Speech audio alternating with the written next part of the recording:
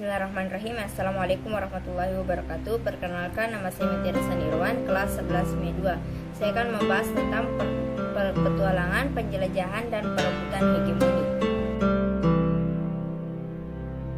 Baik, saya akan membahas tentang petualangan, penjelajahan, dan perebutan hegemoni. Jadi setelah bertahun-tahun lamanya, Laut Tengah khususnya Konstantinopel menjadi pusat perdagangan antara pedagang dari barat dan pedagang dari timur.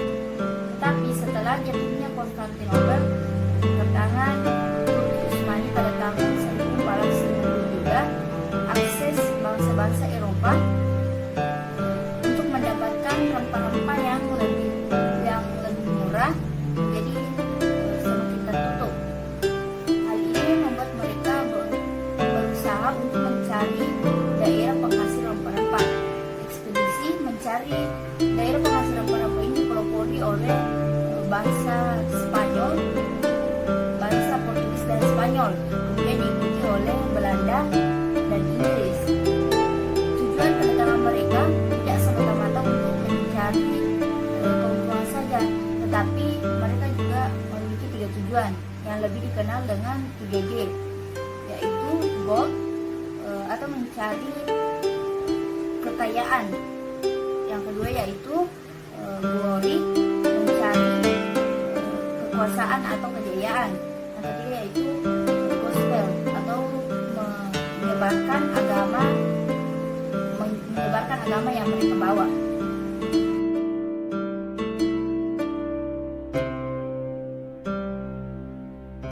1. Portugis. Berita keberhasilan Columbus menemukan daerah baru membuat Raja Portugis penasaran sehingga ia memanggil Palut Ulung bernama Vasco da Gama untuk melakukan ekspedisi mencari daerah penghasil rempah-rempah.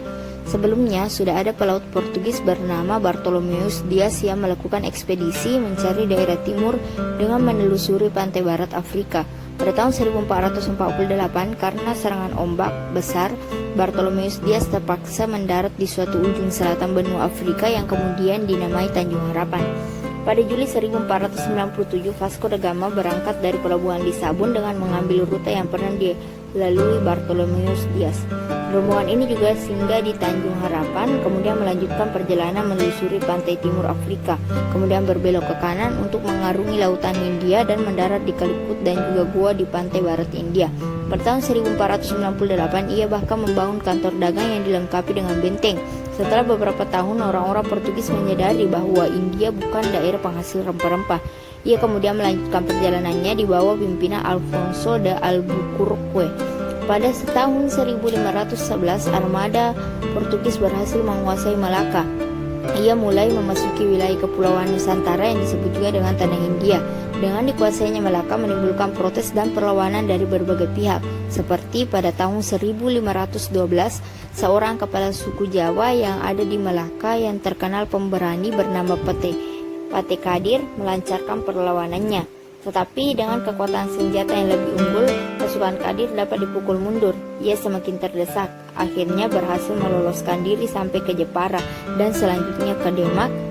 Selain Pate Kadir, penguasa kerajaan Demak yang melakukan perlawanan di bawah pimpinan putra mahkota Pati Unus dan bergabungnya Pate Kadir serta pengikutnya tahun 1513. Pasukan Demak yang berkekuatan 100 perahu dan ribuan prajurit mulai melancarkan serangannya.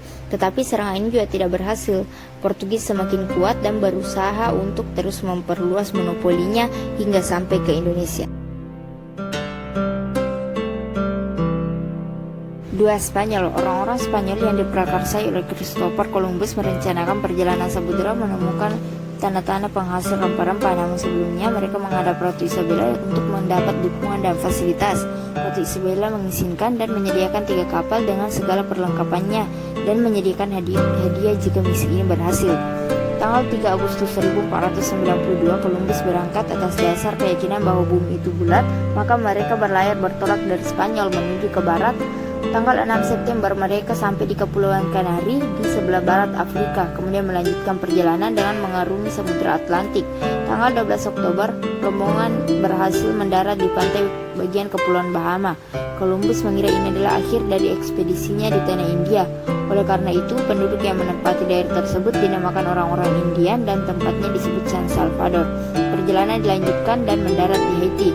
Merasa ekspedisinya berhasil, mereka kembali ke Spanyol untuk melapor kepada Ratu Isabella dan sampai pada tahun 1493 dengan sambutan sukacita. Columbus akhirnya diakui sebagai penemu daerah baru yakni benua Amerika. Keberhasilan Columbus mendorong para pelaut untuk menjelajahi samudera ke timur dipimpin oleh Magalhaens dan disertai seorang kapten kapal yang bernama Sebastian Elcano, berlayar dengan rute yang mirip Columbus dan mendarat di ujung selatan benua yaitu Amerika. Perjalanan dilanjutkan dan memasuki Samudra Pasifik. Setelah berlayar sekitar 3 bulan, pada Maret 1521, Magellan mendarat di Pulau Guam lalu melanjutkan perjalanan dan sampai di Kepulauan Masarra atau Filipina pada tahun 1521.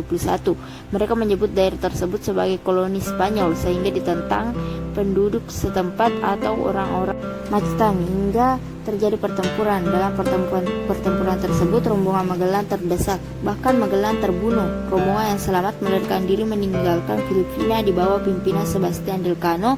Mereka berlayar ke arah selatan. Tahun 1521 mereka sampai di Kepulauan Maluku yang merupakan daerah penghasil rempah-rempah. Kemudian kapal rombongan dipenuhi rempah-rempah lalu kembali ke Spanyol. Awalnya, pedagang Belanda hanya bisa membeli rempah-rempah lewat pedagang Portugis di Lisabon karena mereka tidak memiliki akses langsung ke rempah-rempah di Indonesia. Hal ini tetap menguntungkan orang Belanda karena mereka masih bisa mencari untung dengan menjual ulang rempah-rempah ke negara Eropa Utara yang jauh dari Portugal. Namun, saat Portugis berada di bawah kekuasaan Spanyol, Belanda tidak bisa lagi membeli rempah-rempah dari Portugis di Lisabon sehingga mereka terpaksa mencari alternatif jalur perdagangan. Para pedagang Belanda kemudian mengumpulkan modal untuk biaya pengiriman kapal.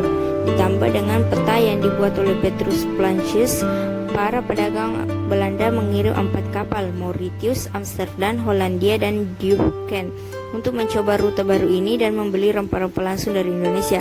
Ekspedisi ini berangkat pada 2 April 1595 dengan dipimpin oleh Cornelis de Houtman. Setelah perjalanan berat di mana 71 dari 248 pelaut Belanda tewas, ekspedisi ini akhirnya sampai ke kota Banten, salah satu pusat perdagangan rempah-rempah di Indonesia saat itu, pada Juni 1596.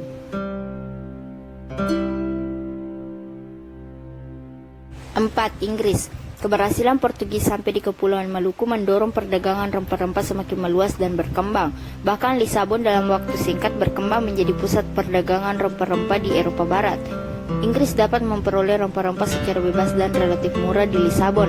Rempah-rempah tersebut kemudian dijual di daerah Eropa Barat, bahkan sampai di Eropa Utara. Tetapi karena Inggris terlibat konflik dengan Portugis dan Spanyol, maka Inggris mulai tidak bebas untuk mendapatkan rempah-rempah di Lisabon. Oleh karena itu, Inggris berusaha mencari sendiri negeri penghasil rempah-rempah. Dalam pelayarannya ke dunia timur, Inggris pertama kali sampai ke India tahun 1498 dengan mengikuti rombongan Portugis yang dipimpin oleh Vasco da Gama. Untuk memperkuat daya saing, Inggris membentuk kongsi dagang yang diberi nama East India Company atau H pada tahun 1600. Rombongan Inggris yang dipimpin oleh Francis Drake dan Thomas Cavendish juga sampai ke Indonesia tahun 1579. Inggris kemudian membentuk beberapa kantor dagang di Indonesia pada tahun 1604 seperti di Ambon, Makassar, Jepara, dan Yogyakarta.